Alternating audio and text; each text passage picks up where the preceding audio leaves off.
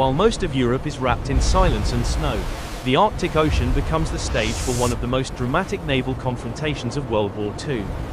In freezing darkness, battered by violent storms, the German battleship Scharnhorst, one of the fastest and most feared ships of the Kriegsmarine, cuts through towering waves like a steel predator on the hunt.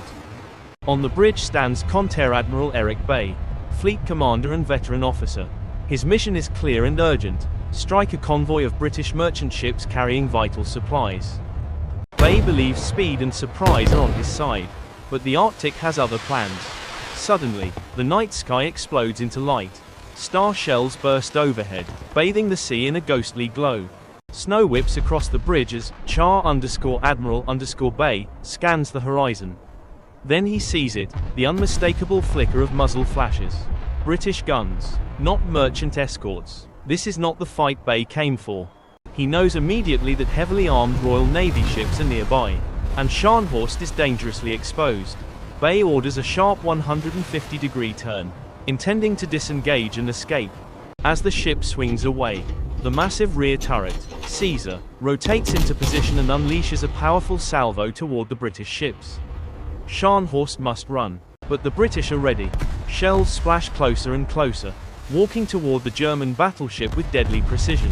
Another star shell blooms above, revealing Scharnhorst's silhouette. Then disaster strikes. A British shell slams directly into the ship's radar system. We've lost the radar. Keep firing. Full power to the engines. Deploy smoke. A thick smoke screen begins pouring from Scharnhorst's funnels as the engines roar at maximum output. Almost immediately, another shell crashes into the hull with a violent impact. Damage report. Superficial damage. Maintain full speed. They won't catch us. And for a moment, it seems Bay might be right. Scharnhorst surges forward through the icy waves, accelerating into the darkness. Without radar, the German crew is effectively blind. But Bay is confident. Scharnhorst is fast, faster than most British ships. Reluctantly, he gives the order to break off the attack and head back toward port. Return to base. What Bay does not know is that the British cruisers shadowing him are not alone. As they trail Scharnhorst through the storm, a coded transmission is sent southward. Scharnhorst sighted, course 115 degrees, speed 28 knots. Am shadowing, to the south, hidden beyond the horizon, waits the second half of the British trap. At the center of it is the battleship HMS Duke of York, flagship of the home fleet. In command stands Admiral Sir Bruce Fraser, who has personally come to sea with one objective. When Fraser receives the message, he allows himself a thin smile. The German battleship is sailing straight toward him. The trap is about to close. Moments later, the radar operator's voice cuts through the tension. Surface contact. Bearing 295. Range 35,000 yards. Fraser orders Duke of York to advance slowly. Deliberately, they stalk their prey in silence, plowing through the Arctic seas unseen. 30,000 yards. Hold fire. Patience. Scharnhorst has no idea what lies ahead. 20,000. Steady. The massive turrets of HMS Duke of York begin to move, 10 colossal 14-inch guns locking onto their target. Order Jamaica to fire star shells. On board Scharnhorst, Bay and his crew believe the danger has passed. They are steaming south, convinced they've escaped, when suddenly, the night ahead ignites once again. Another star shell explodes directly in front of the bow. Every man on the bridge freezes. And then, the order comes from the darkness.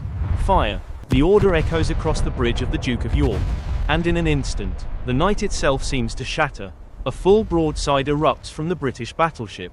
10 massive 14-inch guns thunder almost as one, their muzzle flashes tearing holes in the Arctic darkness. On board Scharnhorst, the crew barely has time to react. Towering columns of water explode around the ship as shells crash down. Then one finds its mark. A single 14-inch round punches straight through turret Anton, killing everyone inside instantly. The explosion rocks the ship from bow to stern. To prevent the magazines from detonating, the crew floods the adjacent turret, Bruno, rendering it temporarily useless. In seconds, Scharnhorst loses half of her main firepower. Konteradmiral Bay understands the truth immediately. This is no ambush he can simply outrun. He cannot turn back. The British cruisers are still closing in from behind. His only option is to break east, hoping speed can still save the ship. Scharnhorst heels hard to port, engines screaming as she attempts to flee, firing back with whatever weapons remain operational. British shells rain down relentlessly. Another 14-inch round smashes into Scharnhorst's superstructure, igniting a massive fire that sends smoke and flame pouring skyward. Inside the ship, damage control teams fight desperately. German officers realize that turret Bruno was flooded unnecessarily. It was never on fire. The order is given to drain the magazine. Slowly, Bruno comes back to life. But the relief is short-lived. Almost immediately, another heavy shell slams into the turret. Smoke fills the compartment, and the crew is forced to evacuate. Now, only one main turret remains. At absolute maximum power, Scharnhorst races through the Arctic seas. Her last turret, Caesar, firing again and again at the Duke of York in a desperate attempt to keep the enemy at bay. On the British flagship, Admiral Fraser watches with growing concern. Despite the punishment, Scharnhorst is still pulling away. The range begins to increase. Then catastrophe strikes back. A German salvo slams into the Duke of York. And suddenly the bridge is filled with urgent voices. Sir, we've lost radar. Without radar, the British battleship is effectively blind. Fire control becomes guesswork. Fraser knows that if Scharnhorst escapes now, the opportunity may be lost forever.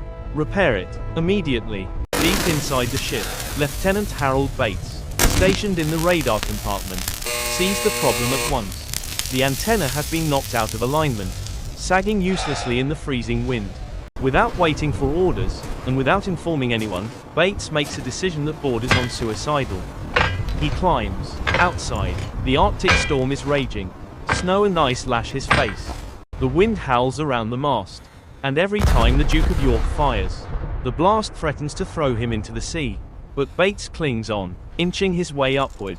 Meanwhile, the battle continues blindly. British guns fire into the darkness, hoping for luck, but with Scharnhorst racing away, every second reduces the chance of another hit. On Scharnhorst's bridge, Bay feels a surge of hope. The enemy fire is slackening. The distance is growing, against all odds. It looks like the German battleship might still slip out.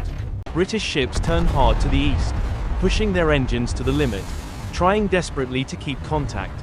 At the same time, German technicians finally restore partial function to turret Bruno.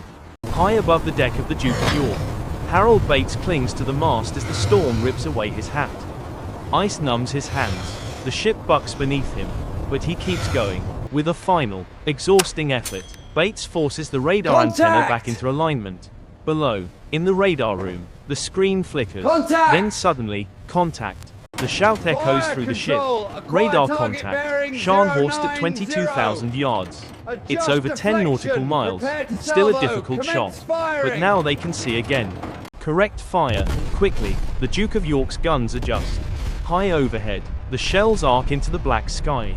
For 30 agonizing seconds, nothing happens. Then, one shell slams through Scharnhorst's thin upper armor belt and detonates deep inside boiler room number 1. On the bridge, Bay feels the ship lurch violently. He knows, this time, there will be no escape. The hit is devastating. Steam pressure collapses throughout the ship. Engines that once pushed Scharnhorst at breathtaking speed begin to fail. The battleship slows sharply, bleeding momentum in the freezing Arctic water. Damage report: severe loss of steam, speed reduced to 8 knots. Conter-Admiral Bay does not need further explanation. He understands the reality immediately. Speed was Scharnhorst's greatest weapon, and now it is gone. Still, the crew fights on. German engineers manage to stabilize part of the propulsion system, coaxing the ship back up to 22 knots. But it isn't enough. The reduced speed leaves Scharnhorst fatally exposed. British destroyers, racing in from the north, are now closing fast. Scharnhorst is surrounded. Focus on the destroyers. Do not let them get close. The secondary 15-centimeter guns swing toward the approaching attackers, hammering the ICC with rapid fire. One destroyer is bracketed by splashes. 2 British destroyers make the first charge, surging forward through smoke and darkness. 8 torpedoes streak toward Scharnhorst. One slams into the German battleship. Moments later, 2 more destroyers launch their attack. 12 additional torpedoes slice through the water. 1 detonates on the port side. 3 more smash into starboard in quick succession. The ship shudders and groans like a wounded animal. Water floods into the hull. Scharnhorst slows again, this time to 10 knots. Launch torpedoes. Bay orders a desperate counterattack, attempting to turn Scharnhorst for a torpedo run of her own. But the ship is too damaged. Only a single torpedo is fired, and it misses. Now there is no escape. British battleships and cruisers close in, pounding Scharnhorst relentlessly. Shells tear into her superstructure. Fires rage unchecked. Yet even as the ship burns and lists, the German crew continues firing. The last operational turret, Caesar, roars again, its shells finally finding a destroyer and scoring a hit. But it is only a brief defiance. The British destroyers surge forward once more, pressing into point-blank range. Another torpedo salvo is unleashed. 5 explosions rip into Scharnhorst's hull almost simultaneously. Caesar, the first turret to fire in the battle, is struck and finally falls silent. Water pours into the shattered ship through countless wounds. Scharnhorst begins to list heavily to starboard. On the bridge, Bay remains standing, gripping the rail as the deck tilts. He knows it is finished. At last, abandoned ship. Nearby, Admiral Sir Bruce Fraser watches through binoculars as the once proud battleship enters its final moments. Scharnhorst rolls slowly, her bow dipping beneath the waves. The stern rises into the air, propellers still turning, stubbornly churning the Black Sea until they too fall silent. Then the ship disappears beneath the Arctic waters. Later, Fraser gathers his officers and delivers a rare tribute to the enemy they have just destroyed. Gentlemen, the battle against the Scharnhorst has ended in victory for us. Tonight. I hope that any of you who are ever called upon to lead a ship into action against an opponent many times superior will command your ship as gallantly as Scharnhorst was commanded today. Of Scharnhorst's 1.968-man crew, only 36 sailors are pulled alive from the freezing ocean. Conter-Admiral Eric Bay is not among them. The Arctic grows quiet once more. Another legendary warship has vanished beneath the waves, leaving behind one of the most dramatic naval battles in history.